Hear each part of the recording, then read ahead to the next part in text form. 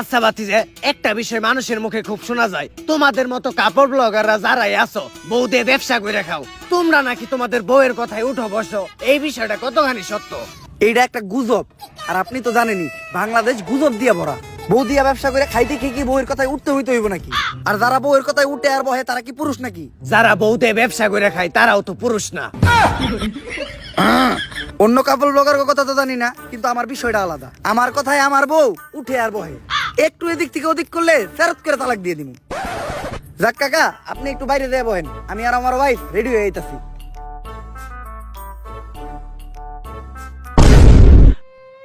তোর কথাই আমি উঠি আর বহি। না জান, আমি তোমার কথায় উঠি আর বহি। তুমি কইলে উঠমু, তুমি কইলে বমু, তুমি যদি কও হইয়া পড়মু। আর কি কইছস? তুই আমার তালাক দিবি? তালাক তো তোরে আমি দিমু। না জান, তুমি আমার তালাক দিও না। তুমি যদি আমার তালাক দাও তাহলে আমার বউ ব্যবসা থাকবো না। আর বউ ব্যবসা না থাকলে আমার ভিক্ষা করে খাওয়া ছাড়া কোনো উপায় থাকবো না। কারণ এমনিতে আমাকে কাপড় ব্লগার কো মেরুদণ্ড নাই, কোনো কাজ কাম করে খাইতে পারি না, তাই তো বউ ইচ্ছা খাই। আর এমনিতেই ঘরে সব কাম কাজ তো আমি করি, তোমার যেতে খালি ভিডিওটাই করাই। তাই তুমি প্লিজ আমার তালাক দিও না। বাতিজে, আমি মনে হয় আমার মাইকটা রেখে গেছি।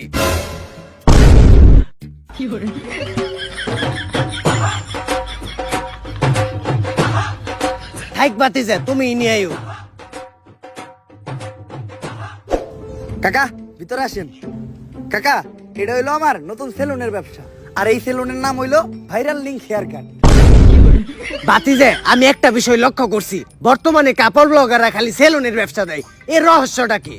কাকা, আগে আমরা ভিডিওতে চুল ফালাইতাম, এখন বাস্তবেও চুল ফালাই।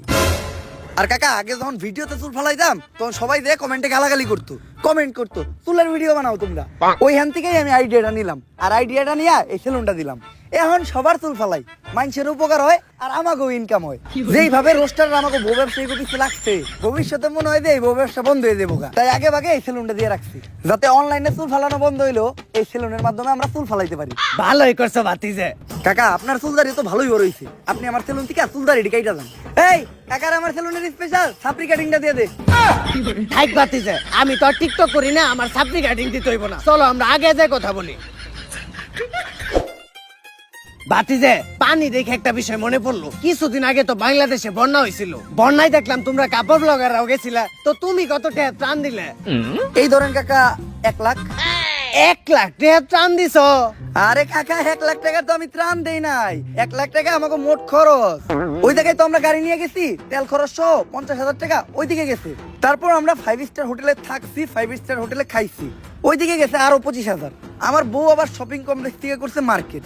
এই যে এই গেঞ্জিটা ক্রিস্টাল ডিওরের 10,000 টাকা দিয়ে ওরে কিনা দিছি, তো সব মিলা 1 লাখ টাকা খরচ হয়েছে। তাইলে বাতিজে, সবই যদি তোমাকে নিজে করে খরচ হয়ে থাকে, তোমরা বন্যার তো কিছু ডোনেট করো নাই? বন্যার তো কলেজে ডোনেট করছি তো কাকা, আমাকে দুজনের ফেসবুক পেজে 127টা ভিডিও ডোনেট করছি। আর কাকা, ত্রাণ দেওয়াটাই বড় কথা না, ভিডিওর মাধ্যমে মানুষের পাশে দাঁড়ানোটাই আসল, যেটা আমরা কাপড় ব্লগাররা খুব ভালোভাবেই করছি। তো দর্শক, আপনারা দেখলেনি কিভাবে তারা বন্যার্তদের পাশে দাঁড়িয়েছিল। এখন আপনারাই ডিসাইড করেন তারা কি আসলে এই গ্রহের প্রাণী কি না। বাতিজে, তোমরা কাপড় ব্লগাররা যখন কোথাও যাও, পাবলিক তোমাদেরকে কেমন সম্মান দেয়?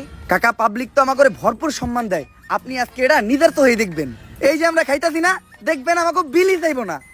ভাই, আপনাকে বিলটা দেন। আরে ও মনে হয় এই গ্রহে নতুন, তাই আমার চিনে নাই। এই, তোমার সাহস হলো কেমনে আমার কাছে বিল চাওয়ার?